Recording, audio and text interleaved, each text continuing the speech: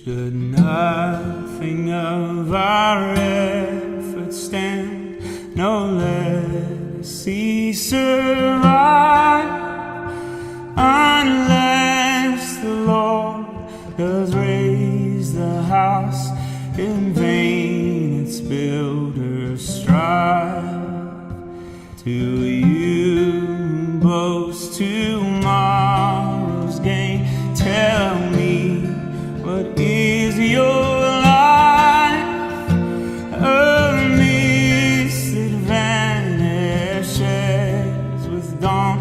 All glory be to Christ. All glory be to Christ our King.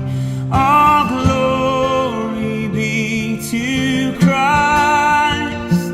His rule and reign will ever sing. All glory be to Christ. Either we build with our own hands and our own materials, or we build with the very materials and the very plan and blueprint na ibinigay at ninais ng Diyos. My brothers and sisters, we will build the house of God and trusting His power that He's able to do far more abundantly beyond what we can do.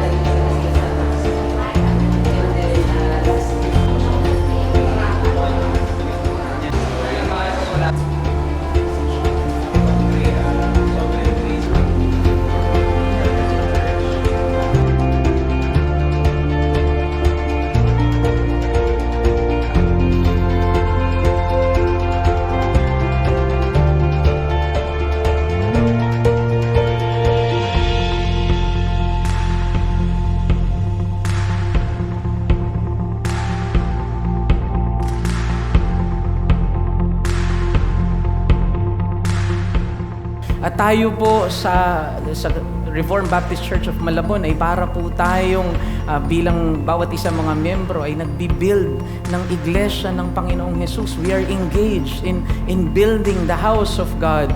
We can either use gold, silver, and precious stones.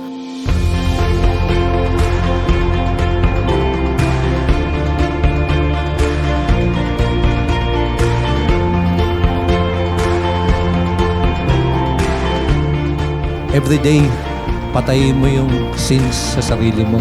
Every day, may mortification ng sins. Kita natin no, na despite na lahat tayo ay makasalanan, pero faithful ang ating Panginoong Diyos sa ating mga buhay. Welcome to the table. You may partake of the table of the Lord Jesus Christ.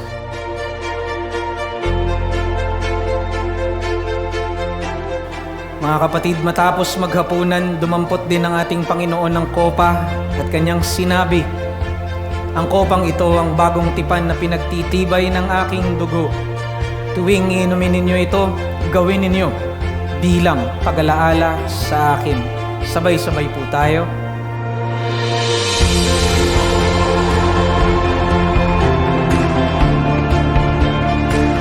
At nawa po, mga kapatid, masabi talaga natin na nung binabalikan natin ito through ups and downs, even sa death ng ating pastor, makita po natin talaga na ang Diyos ang nag-build ng iglesia niya. Ang Diyos ang nag-build gamit ang materyales ng kanyang salita at gamit ang kanyang biyaya at ebanghelyo.